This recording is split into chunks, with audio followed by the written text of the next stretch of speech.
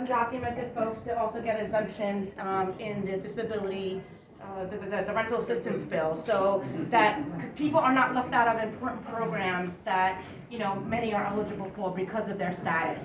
Catalina and I fought for the FEMA funds to ensure that undocumented people were eligible for that, and the governor got us that fund, which is really important because our communities were impacted by the storm. So it is about making sure that every single policy, right, that our communities are not excluded because of immigration status. So I am so thrilled to fight alongside each and every one of you to make that happen. And I can't wait to start the new legislative session with January 5th and ready to throw down together, right? Yeah, let's do it.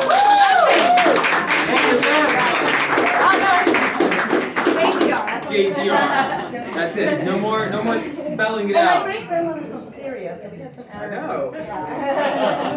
But thank you all so much. Thank you all. We need to celebrate this season. We definitely will. Thank you so much. We have a couple more speakers, and then the program is going to be pretty short. Again, I want to thank everyone who is here. I am looking for Crystal.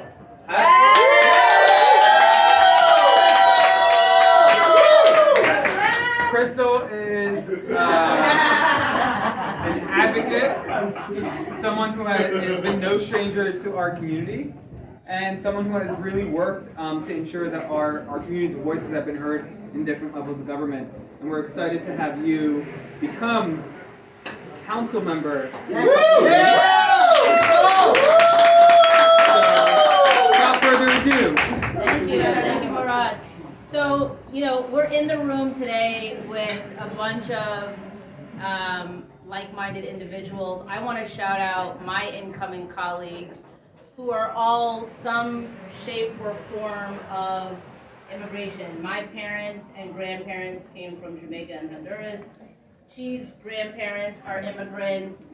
Linda's parents are immigrants from Korea. Julie immigrated from South Korea. I got from Canada. Lincoln, like Tom, is bringing the diversity to the room. Ria's family immigrated from Haiti. Thank you. And by way of colonization, Alexa's family. Shout out colonization. And I want to point that out because so many of us that are coming in are immigrants ourselves, or the children of immigrants, the grandchildren of immigrants. And I don't normally speak for all black people because we are not a monolith, but I do want to make it very clear here tonight that enfranchising almost 1 million people to vote does not disenfranchise anybody.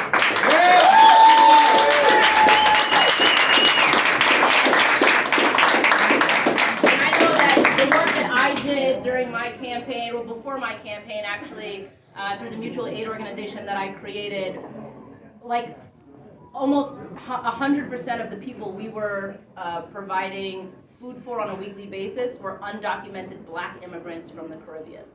And I always talk about and uplift black immigrants because we don't do it enough. And NYIC has been an organization, and especially under Murad's leadership, that has always centered and talked about black immigrants.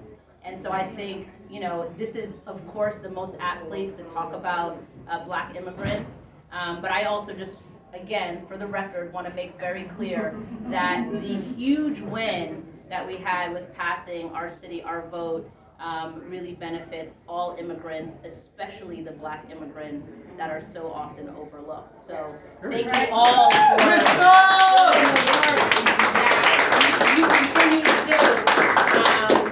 And we will continue to stand with you all and look forward to doing the work that we can do at the city level in the city council. So thank you.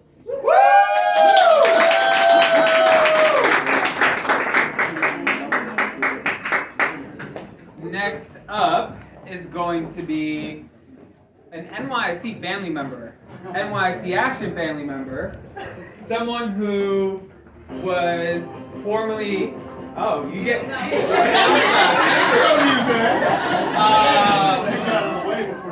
So, many of you may not know this, but Linda Lee, as her, I don't know if you're still ED, but formerly, technically still executive director Yes. of KCS, has been a long time NYC member and leader. And when it came time for her to run, she asked NYC Action, like, what should I do? And we're like, you need to run. And she was like, but I don't know if I can win. I was like, you will win. And then she was like, I don't know if the numbers are there. We were like, the numbers will be there. And she is everything we want in our elected officials. She is someone who really holds her community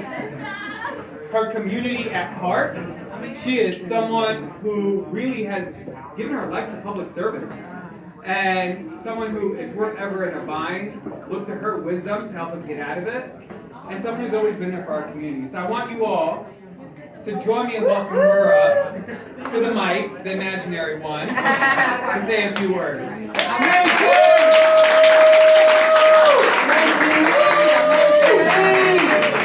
Can you guys hear me? Yeah. Okay. I have nothing sophisticated or anything to say other than gratitude, because as someone who's been in the nonprofit world in New York City, it is a dog-eat-dog world, that's all I gotta say. And as someone who represents now a district that is majority minority district, right? We're about 45% Asian Americans. I don't know if people know this, but we have the second highest Asian Americans in New York City, aside from District 20.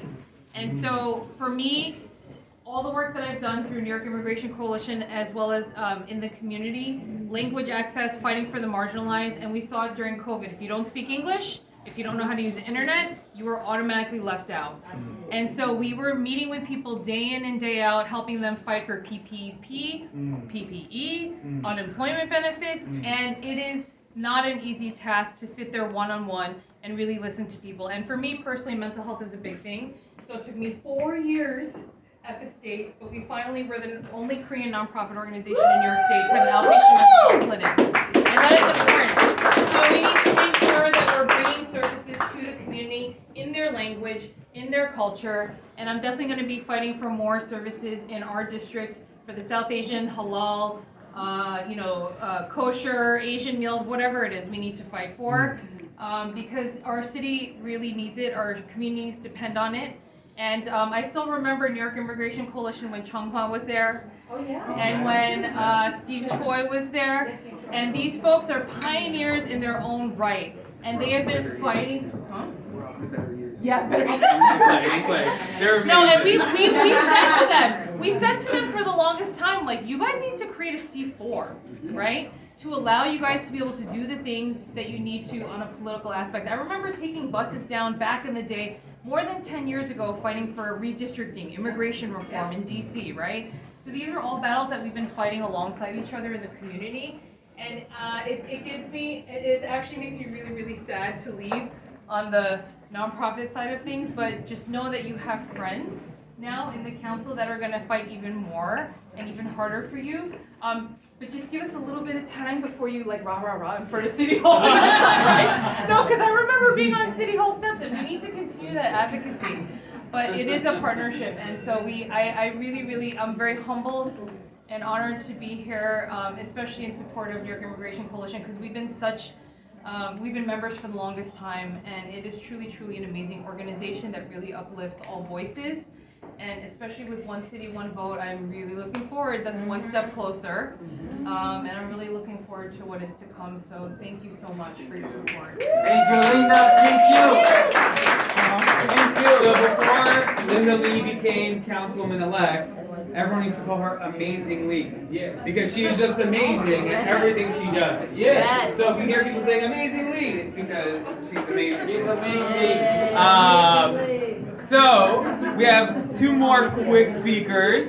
I want to introduce my sister from Sunset Park, who is someone I have known for maybe like 15 years. She has been a staunch advocate for children education. She's always took up the good fight, and now she's going to take it to City Hall. And to everyone asking when's our first action in City Hall, it's going to be right after you all get sworn in. So on January 1st, if you don't let us on the steps, we will make our way onto them, and we will be fighting for our community. But join me in welcoming Councilman-elect Alexa.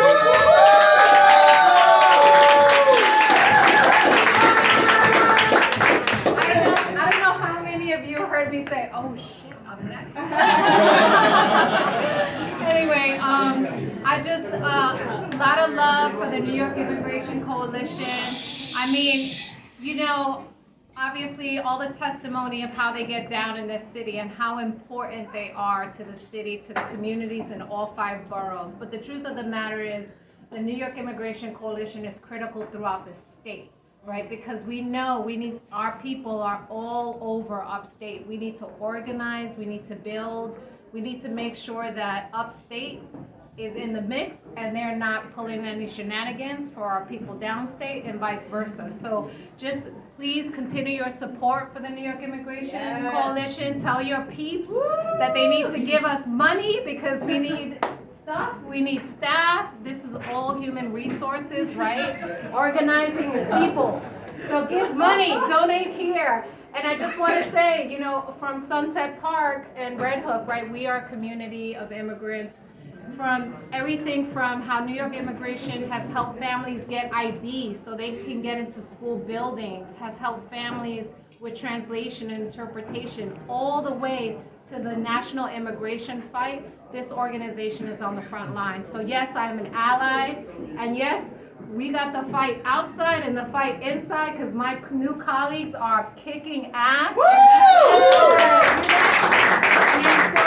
and honored to serve with them. I learned every single day that we're together, and we are looking forward to it. We're going to have a hard time next year, but we are here and we will not give up. So much love to everybody, and thank you, New York Immigration Coalition.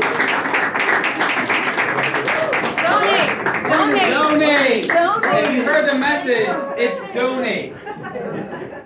All right, our last speaker for tonight is someone who's no stranger to anyone in this room. He's worked with all of us in different capacities, and tonight he's coming to us as the Deputy Secretary of Intergovernmental Affairs. Join me in welcoming our brother Ahmed Baga.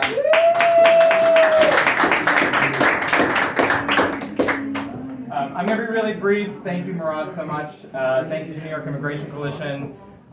Sort of on behalf officially of Governor Hochul. She couldn't be here tonight. She really wanted to be. She had a packed evening. I'm just here to say thank you to New York Immigration Coalition, because without both, we'll say both, New York Immigration Coalition Action and New York Immigration Coalition. Yes. Because I just want to say, without the work of this incredible organization on both sides of their coin, we would not be where we are today in terms of so many of the wins that we have.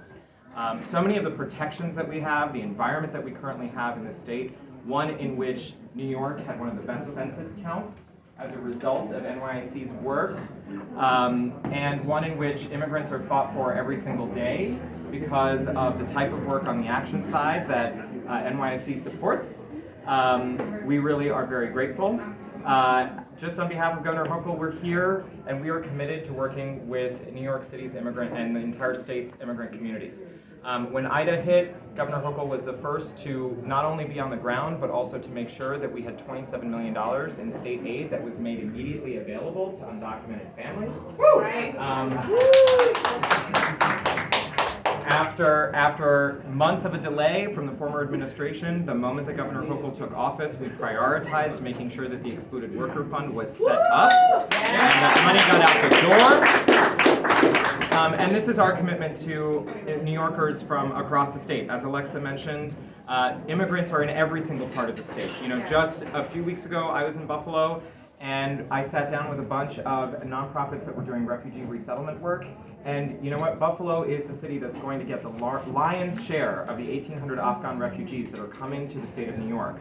And they're going to Rochester, they're going to Albany, they're going to Syracuse, they're going to Long Island. And so our work truly is statewide. It is not just limited to the 5 boroughs. We're very proud to support that work. And thank you, Murad, and thank you, NYC Action. Thank you.